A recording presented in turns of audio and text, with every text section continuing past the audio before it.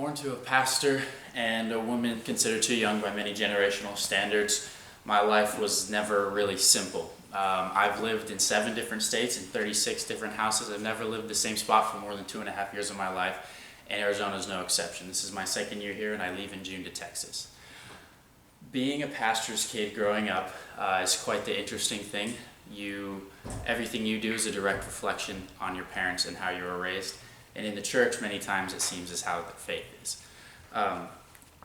Some of the states that I've lived in are California, Vermont, Wyoming, Illinois, Arizona, Colorado, and I was born in Bangor, Maine.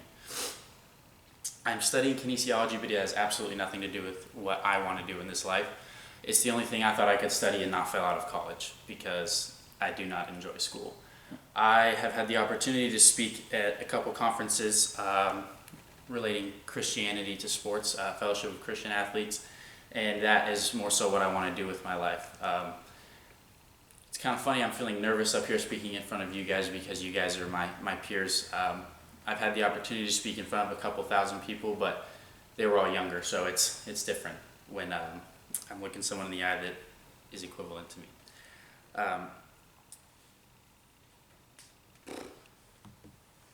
The quote that I had is a book in the Bible, Romans, chapter 12. It's "Do not conform to the ways of this world." And stepping away from the biblical piece of that, our world today is full of average, and our world today is full of what is acceptable and scraping by on the bare minimum. And that is something my whole life that my dad, being a former Marine, has never allowed and never tolerated in our household. And to me, it's super important because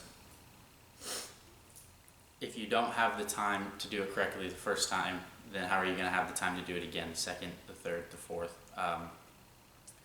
And something along those lines is that if we want to achieve something in this life that's worth talking about, that's worth remembering, we can't continue to accept average, and we can't continue to accept what everybody else sees as fit.